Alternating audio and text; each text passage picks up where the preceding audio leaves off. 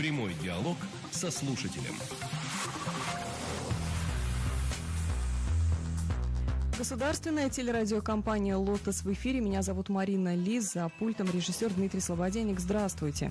Сегодня мы предлагаем поговорить вам в ближайшие полчаса на достаточно сложную тему, но тем не менее касающуюся практически каждого из нас при всей вот ее такой заявленной первоначальной специфичности. Я сейчас говорю о работе малого и среднего бизнеса в Астраханской области. Только по официальным данным службы статистики Астраханьстат у нас каждый пятый астраханец трудоустроен и занят в этой сфере малого и среднего бизнеса. Это розничная торговля, это парикмахерские, это автосервисы, это маленькие медицинские центры, салоны красоты, множество других предприятий, индивидуальная работа репетиторами, кузнецами, мастерами, отделочниками, портными и так далее, и так далее. Этот список можно продолжать очень долго.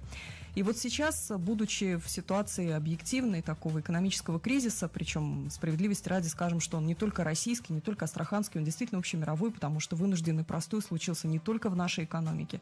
Вот очень многое вскрывается, и сегодня мы поговорим о соотношении в Астраханской области, вот в малом и среднем бизнесе, доли теневой экономики, работающих и предпринимателей, и малых предприятий, работающих по белым схемам, о преимуществах и недостатках, о тех мотивах, которые толкают людей работать в белую или уходить в какие-то серые схемы и прятать свою деятельность от государства. У нас очень интересные эксперты в студии. К счастью, приходят они к нам не первый раз, мы уже знакомы. Это очень хорошо, что люди к нам снова возвращаются, значит, есть о чем поговорить и есть всегда желание пообщаться. Я приветствую гостей. Это руководитель Астраханского центра правовой поддержки бизнеса Александр Соловьев. Здравствуйте, Александр. Здравствуйте. Вы у нас совсем недавно были, и вот опять, да? Никогда такого не было, и вдруг опять. И заместитель декана факультета экономики и управления Астраханского государственного университета Елена Мацуй. Здравствуйте. Здравствуйте. Как видите, мы специально сегодня собрались таким составом. У нас нет налоговиков, нет специалистов пенсионного фонда, нет каких-то представителей проверяющих компаний и государственных структур. То есть мы сегодня максимально нейтрально, спокойно и объективно постараемся построить этот разговор, взвесить все за и против работы по белым и по серым схемам. Если у наших радиослушателей есть желание присоединиться к разговору, телефон прямого эфира 54 33 34. В ближайшие полчаса он будет открыт для ваших звонков. Наверное, начнем с первого вопроса, да, о цифрах. Вот если мы говорим теневая экономика Астраханской области, вот по отношению к тому сектору, который есть в белую или к официальным цифрам бюджета, это какова ее доля? Вы знаете, наверное, легче сказать об общероссийских цифрах, потому что в Астраханской области такую цифру, наверное, никто не считал и не пытался считать. Да? То есть, если говорить в масштабах всей страны, то на сегодняшний день по итогам прошедшего года, 2019, 20 триллионов рублей – это уровень теневой экономики страны. Ну, давайте так, если средний поделим на наше количество субъектов, да, вся цифра получается внушительная. Вы приводили для сравнения валовую прибыль «Газпрома». Вот. Ну, давайте так, 18 триллионов. То есть, получается, что практически прибыль «Газпрома» сопоставима с долей теневой экономики нашей страны. Всего «Газпрома»? Да, всего страны. «Газпрома». То есть, это очень серьезная цифра, и если еще раз говорю, пропорционально распределить между всеми субъектами, мы получим тоже достаточно внушительную цифру. По Астраханской области я могу вам сказать, такую статистику никто не вел конкретно, но я думаю, что, опять-таки, исходя из общефедеральных цифр, это очень большие показатели. Елена, а если вот немножко отойти в такой исторический контекст, я вас о чем хотела бы спросить. Вот сейчас, когда мы видим, что у нас экономика просела, кризис и так далее, вот если бы она вся у нас работала в белую, а не в серую, этот кризис мог бы быть меньше? Конечно же. То есть часть этого кризиса, она рукотворная получается такая, да? Да, в связи с тем, что у нас бюджет недополучает тех средств, которые могли бы пойти от тех предпринимателей, которые работают в серую, в черную, по черной схеме. Соответственно, эти деньги бы помогли бы сейчас в период пандемии. То есть это была бы все равно определенная финансовая подушка, помощь со стороны государства. А в связи с тем, что государство видит только белые предприятия, то есть официальную статистику дают именно предприятия, которые показывают все свои доходы, расходы, то и поэтому, соответственно, государство и видит одну схему, намного отличающуюся от той, которая есть в реальности. И отсюда идут различные недовольства как со стороны предпринимателей, потому что они рассчитывают на помощь со стороны государства, а государство говорит, а у вас-то, в принципе, проблем-то нет, то вы показываете одну схему, а на самом деле у вас по-другому, но мы этого не видим. И, естественно, отсюда многие проблемы возникают. Ну, то есть сейчас ты отыграла в обратную сторону. Да. Те, кто скрывали занятость людей в своих предприятиях, скрывали их реальные размеры зарплаты и так далее, скрывали истинный вид деятельности, которым занимается предприятие, да, те сейчас оказались, по сути, наиболее пострадавшими. Но ведь предприниматели оправдывают свои действия чем? Они говорят, что непосильные, слишком высокие налоги, слишком много сборов, слишком много обязательств, это тяжело, это административная машина душит, это финансовые большие потери. При этом была у нас в гостях Лариса Мироненко, депутат Думы Астраханской области, которая говорит, что они вот ездили, например, в Ахтубинский район, проводили большой круглый стол где-то полгода назад и столкнулись, как раз собирали малый бизнес, предпринимателей, и зашла речь о налоговых режимах. И оказалось, что люди в них просто не разбираются. Вот они знают, что если хочешь чем-то заниматься, надо делать ИП. И вот поэтому ИП идут, которые, в принципе, достаточно дорогостоящий налоговый режим. То есть можно найти какие-то варианты для себя, которые будут для тебя посильными. И, может быть, государство переоценивает те прибыли, которые получает предприниматель. Ну, вы знаете, вот я соглашусь с коллегой, да, что предприниматели, во-первых, сами показывают государству, чем они занимаются, показывают свои доходы, да, то есть каждый, когда начинает бизнес, это серьезная ответственность, да, создать бизнес, стать индивидуальным предпринимателем. Как раз-таки каждый на этой стадии выбирает, да, налоговый режим, чем можно заниматься и как за это платить. Налоги, я напомню, это основа для формирования бюджета, да, у нас вот соотношение налоговых и неналоговых доходов, да, где-то серьезное, 80 к 20, да, 80% это налоговые доходы, поэтому государство рассчитывает на предпринимателя. Если предприниматель начал заниматься какой-то деятельностью, он должен платить налоги, это аксиома. Так вот, если взять налоговый кодекс, да, у нас делится, не случайно, бизнес делится на мелкий, средний, крупный бизнес, да, то есть, соответственно, так высчитывается объем налогообложения. И если брать индивидуальных предпринимателей, то действительно, значит, депутат Мироненко права, что многие просто не знают о том, какой выбрать налоговый режим. У нас весьма лояльный, между прочим, подход к предпринимателям. Да? Вот, допустим, средний статистический предприниматель платит 6% от оборота. Это стандартный вид налогообложения. Да? Называется, от всего оборота. От всего оборота. Да, это называется упрощенная система налогообложения. Если кто-то несет, допустим, большие расходы в рамках своей деятельности, также предполагается система налогообложения доходы минус расходы. Там 15% от этой разницы. Да? Это очень удобная система на самом деле. Но изначально человек должен знать, сколько он планирует зарабатывать, то есть должен заниматься системой планирования. И, наверное, сейчас стоит перейти еще к таким моментам, что налоговый кодекс сейчас ввел новые налоговые режимы. Да? Вот наша Дума сейчас рассматривала налог на профессиональный доход. В налоговый кодекс внесена новая система налогообложения, которая называется налог на профессиональный доход. И ей могут сейчас воспользоваться астраханцы очень активно после принятия Думой соответствующего закона. Законопроект внес губернатор Астраханской области, и он уже рассмотрен на комитетах, и я думаю, что в ближайшее время он будет уже принят. Поэтому... А что скрыто в этом законе? Почему вы его ждете? Я сейчас объясню. Дело в том, что очень многие лица, которые фактически занимаются предпринимательской деятельностью, получают доход, но они не зарегистрированы в качестве индивидуальных предпринимателей. И как раз-таки здесь это и формируется то самое явление, которое мы сейчас назвали теневой экономикой. Закон и, собственно говоря, налоговый режим позволит этим лицам заявить о себе, сказать о том, что да, я зарабатываю, да, и этот закон говорит о том, что там устанавливается ставка налоговая 4% и 6%. Значит, 6% это для юрлиц и индивидуальных предпринимателей, как раз-таки те, кто ранее не меняли налоговую схему в виде ЕНВД. У нас ЕНВД отменяется, теперь вот будет налог на профессиональный доход. А те, кто не был зарегистрирован, но кто работает в предпринимательской сфере, да, теперь может заявить о себе и платить 4%. И, кстати, в этом есть очень много, на самом деле, преимуществ. Да. Вот у нас налоговая инспекция даже на сайте опубликовала эти преимущества и говорит об этом сейчас. Да. Во-первых, нет отчетов и деклараций. То есть не надо подавать какие-то бумаги, да, и говорить, что вот-вот. Есть очень простая схема регистрации на сайте, и вот заработал 100 тысяч рублей, в этом, показал на сайте 100 тысяч рублей, соответственно, заплатил с них 4%. Да? Дальше, не надо кассовый аппарат. То есть не нужен кассовый аппарат, чек формируется приложением, которое создано налоговой инспекцией. Да? И самое главное, что можно не платить страховые взносы. То есть как раз-таки вот заплатил 4% с дохода, который получил, ну и как известная фраза с 90-х, заплатил и спишь спокойно. Да? Никто тебе не задаст вопроса и не скажет, что ты чем-то занимаешься. То есть вот те расходы, которые пенсионный фонд, фонд социального страхования, фонд обязательного медицинского страхования, в этом налоговом режиме их нет? В этом налоговом режиме их нет, да. Но если мы, возвращаясь к вашему вопросу, да, о непосильности, да, еще раз говорю, когда лицо принимает решение о том, что он будет заниматься предпринимательской деятельностью, он заранее уже должен знать, сколько он будет платить государству, да. И я могу вам сказать, что в среднем так называемые социальные взносы для индивидуальных предпринимателей это 30% от официальной зарплаты, да. То есть в пенсионный фонд платится фиксированная цифра, и поэтому это все есть на сайтах. Можно посмотреть, в год в среднем где-то от 36 до 55 тысяч рублей нужно планировать, что будет оплата в пенсионный фонд. 6%, если режим налогообложения упрощенный, который пользуются наши предприниматели, тоже нужно рассчитывать заранее. И если это рассчитать, я думаю, предпринимательская деятельность будет весьма успешна. Елена, ну как вам такой оптимизм? Что вы об этом думаете?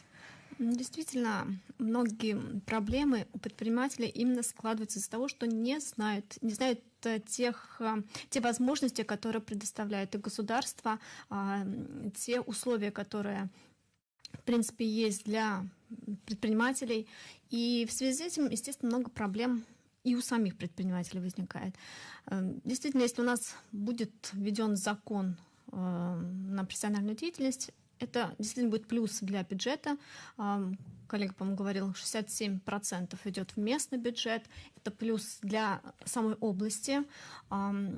И, соответственным образом, позволит многим предприятиям выйти из тени. А это, соответственно, развитие экономики. Но вот в этой ситуации, когда мы говорим о теневом секторе экономики, самыми незащищенными оказываются люди, которые работают, нанятая, привлеченная рабочая сила. То есть если я еще как предприниматель что-то там или профессиональную деятельность регистрирую, что-то плачу, у меня какие-то документы есть, то люди, которых я приглашаю на работу, они работают абсолютно в черную. А я вчера залезла в дебри, оказалось, у нас есть градация, там прям градиент, белая, серая, черная, да, то есть белая схема, когда все официально, серая, когда, допустим, 12 тысяч я плачу МРОД официально и показываю налоговые, еще 30 тысяч там докидываю в конверте, или 10, или 5, ну вот по возможности, по настроению, по прибыли и так далее. Это серая схема, и черная, это когда мы вообще не зарегистрируем, не оформляем, не регистрируем. При этом опросы, которые проводились, правда, вот самый свежий, который нашла, там 16-й, по-моему, год, они говорили о том, что 65% россиян готовы работать, не оформляясь абсолютно никак. За 2019 год опросы 43%. То есть эта цифра снижается. Да, готовы работать на серую заработную плату. Меньше процентов, там 10-15 на черную. Мы говорим о том, что налоги, которые мы платим, они практически все в Российской Федерации не носят какого-то адресного характера. То есть это сваливается в общий котел, в бюджет. Если предприниматели, вот половина работают абсолютно в белую, половина серые и черные схемы применяют. При этом у бюджета есть социальные обязательства у государства, и оно на эти деньги рассчитывает. Да? У нас не уменьшается количество инвалидов, у нас не уменьшается количество стариков, которым надо платить пенсию, не уменьшается количество, слава богу, там, детей, для которых надо строить детсады и так далее, и так далее. То к чему я веду? Можем мы сказать, что вот те деньги, которые не платят люди, работающие в серой и черной схемы, эти расходы ложатся дополнительным бременем на тех, кто работает в белую? Да, фактически сейчас вскрылась такая проблема, что в основном все ляжет на потребителей, на тех, кто работает. То есть если предприниматель, скажем так, вынужден сейчас простаивать, он вынужден платить заработную плату людям, которые не работают у него сейчас, то это тяжестью ляжет на потребителя, потому что он все равно, эти деньги ему нужно оправдать, он вложит это в стоимость товара. Опять же, большая нагрузка ложится на тех, кто работает. Вот если посмотреть статистику, то у нас до кризиса, сразу скажу, 71-72 миллиона было работающих граждан, в районе 3-4 миллионов безработных и 75 те, которые не относятся вообще к рабочей силе. То есть фактически на одного работающего у нас приходится один неработающий гражданин. А вот представьте себе сейчас ситуацию, когда количество уменьшилось работающего населения, увеличилось количество безработных, то количество 75, те, которые не относились к рабочей силе, они как были, так и есть. То есть у нас, естественно, нагрузка опять же ложится на того работающего нашего гражданина. То есть те Очень взносы, которые я Да. плачу в пенсионный, там, фонд социального страхования, в медицинский фонд, в МС и так далее, они распределяются на большее количество иждивенцев. Да, Получается, что фактически так? Мгм. А в конечном итоге не ведет ли это к росту инфляции, например? Вот потому что вот этот самый предприниматель, работающий в белую, предприятие, работающее в белую, оно вынуждено все свои издержки вкладывать в стоимость товара. Это, естественно, приводит к инфляции. Вообще любой кризис, он так или иначе приводит к инфляции. Тем более у нас сейчас снижение курса рубля по отношению к доллару. Это будет рост цен на импортные товары. То есть от инфляции мы никак не уйдем. То есть в прогнозах действительно рост инфляции. А это еще одна дополнительная нагрузка, в том числе и на бюджет нашего гражданина, нашего потребителя. Муниципалитеты у нас вечно жалуются, что они самые такие вот обделенные, да, что налоговые поступления у них минимальные. Если мы говорим о введении вот этих новых, например, налоговых режимов или о работе бизнеса в белую, муниципальные бюджеты, сельские районы, поселения и так далее, где, в принципе, с работой плохо, они могут вот как-то преимущество себе использовать эти новые схемы? Ну, конечно, могут, но, кстати говоря, о муниципальных образованиях, давайте вспомним, что НДФЛ, да, налог, он как раз-таки налог, который остается в муниципальных образованиях. И вот в поддержку как раз белой схемы, да, то есть люди, которые удерживают этот налог, он прямую поступает в бюджет муниципального образования. Соответственно, все, кто не платит, это потери для бюджетов муниципальных образований, от этих серых схем. А сейчас введение вот этих новых налогов, новой системы, да, позволит, по крайней мере, даже выделять субсидии из регионального бюджета муниципальные, четко прогнозировать, когда ведь будет прогноз бюджетный, да, на 3 года, он будет учитывать возможный доход. Поэтому, конечно же, власти, когда принимали этот проект закона, говорили о том, что они планируют, что люди сами захотят выходить из тени. Да? И еще какой момент, вы не случайно затронули, у нас бюджет Астраханской области, ну, социально ориентированный, да, то есть если вы откроете все статьи нашего бюджета, вы увидите, что большей частью они идут на расходы на содержание здравоохранения, да, образования, дорог и так далее. И, естественно, денег не хватает, то есть мы прекрасно понимаем, что вот это бюджет недополучает за счет вот этих всех серых и теневых схем. Поэтому и настраивает государство на то, если предприниматели будут использовать этот новый налоговый режим, если они начнут работать в белую, естественно, будут поступления в бюджет, естественно, можно будет расширять статьи расходов как раз-таки вот на эту социалку, здравоохранение, дороги и образование. Поэтому я думаю, что для муниципальных образований это будет только в плюс. Ну и для самих граждан, конечно, здесь должна быть еще... Кстати, я хочу сказать, да, вот это же не только вопрос платежей, это вопрос ответственности, да, когда человек работает официально, да, когда он индивидуальный предприниматель, он несет всю полноту ответственности перед законом и перед теми, кому он предоставляет эти услуги, да, мы говорим о таксистах, мы говорим о репетиторах, ну, вот о любой вообще категории, да. Если человек работает неофициально, то есть фактически не заключены какие договора гражданско-правовые, да, то есть нет системы взаимоотношений между потребителем услуги и тем, кто эту услугу предоставляет. А наоборот, те, кто зарегистрирован как предприниматель, да, они несут всю полноту ответственности перед законом, да, и они не только платят налоги, они еще несут вот эту вот гражданскую правовую ответственность. Здесь возникает вопрос такой несправедливости. Почему одним можно, другим нельзя, да? Поэтому здесь очень важно, что нужно понимать, что когда ты регистрируешься в качестве индивидуального предпринимателя, самозанятого, или ты будешь платить налог на профессиональный доход, ты еще фактически говоришь о том, что я профессионал, да, я выхожу на этот рынок, и я несу ответственность перед конечным потребителем этой услуги. Вот о чем мне тоже хотелось сказать, и я думаю, что, кстати, я вот еще, наверное, позволю себе назвать цифру, да, вот наши региональные законодатели посчитали, что вот можно получать оборот 2,4 миллиона рублей в год. И пользоваться, исходя из этого, если оборот не превышает эту цифру, но цифра, кстати, явно завышена для региона. 200 тысяч в месяц. 200 тысяч в месяц, да. Ну, то есть, это очень такой большой карт-бланш для тех, кто собирается заниматься предпринимательской деятельностью и будет платить вот эти вот 4%. То есть, пожалуйста, зарабатывай, да, вот очень большой порог, да, 200 тысяч в месяц не каждый заработает. Понятно, что таксист или кто-то не сможет. Репетитор, кондитер, парикмахер, да, такие цифры не заработают. Но то, что он заработает, он заплатит вот эти 4%, и это пойдет на пользу и ему, да, и бюджету. Поэтому здесь вот будет соблюдаться такой баланс между государством, между предпринимателями и, конечно, между обществом. Потому что в конечном счете за счет этих налогов мы с вами существуем, живем, ходим по улицам, да, наслаждаемся парками, которых, кстати, очень мало в нашем городе, да, но если будет... Содержание их дорого. Да, содержание их очень дорого, но опять-таки это вопрос бюджета. Если будут поступления, тогда и будет городская среда развиваться. Я в этом уверен, что любое муниципальное образование, будь то сельское, будь то город Астрахань, стремятся к тому, чтобы у нас все было благоустроено и красиво. Но денег, как всегда, не хватает.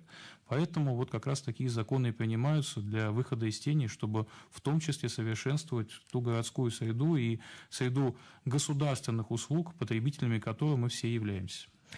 Разрабатывая такое огромное количество довольно мягких налоговых режимов для самозанятости, для профессиональной деятельности, для предпринимательского труда, мы можем сказать, что вот сейчас мы с вами свидетели такого маленького исторического экономического перелома, наверное, в нашем государстве, потому что государству сейчас пришлось пойти на уступки. То есть оно, по сути, транслирует такой месседж, да, как сейчас говорят, что, ребят, да, мне вот надо собрать 100 миллионов рублей на такие-то, такие-то расходы. Вот сейчас я их собираю с 50 миллионов, тех, кто работает официально. Если вас будет 70 миллионов, то эта цифра, соответственно, уменьшится для всех. Но первое время получается, что бюджет несет некоторый убыток, пока вот эта система выстроится заново. Действительно, да? Несет бюджет убыток. Даже больше того скажу, что ЕНВД, который платили предприниматели, он был гораздо выше, чем те налоги, которые вводятся сейчас. То есть, если брать пояснительную записку даже к региональному закону, там учитываются потери, да, бюджета. Но в конечном счете это приведет как раз-таки к тем результатам, о которых я только что сказал. То есть, будет плюс. А что касается исторического момента, вы знаете, административная реформа идет уже, наверное, последние лет 5. Да, и у нас есть очень много плюсов в законодательстве о предпринимательской деятельности. Допустим, если вы зарегистрировали предпринимательство или открыли ООО, в течение 3 лет вы освобождены от налоговых проверок. То есть в течение 3 лет вы можете набирать силу, вес, мощь, обороты, да, и только потом государство вас спросит, что же вы за эти 3 года сделали. Да. Потом система проверок бизнеса. Да. У нас есть система, которая ведет прокуратуры, органы прокуратуры согласовывают проверки, ведут реестры. То есть предприниматель может заранее открыть сайт и посмотреть, есть ли он в списке, да, и когда к нему придут с проверками. То есть это очень такая значимая система. Да. И поэтому, говоря о концепции развития предпринимательства, которая в течение последних 5 лет принимается, мы говорим о совершенствовании законодательства не только налогового, но и других законов, которые позволяют системно осуществлять предпринимательскую деятельность. Конечно, нужно работать честно и открыто, потому что, когда мы видим ряд случаев, да, когда возбуждаются уголовные дела, да, или когда говорят о том, что вот нас проверили, но нужно в суть действительно смотреть, а что там было. Может быть, там действительно не все так гладко, да, всегда есть 2 стороны одной медали, да, предприниматель смотрит с одной стороны, государство с другой. Здесь арбитром уже выступают суды.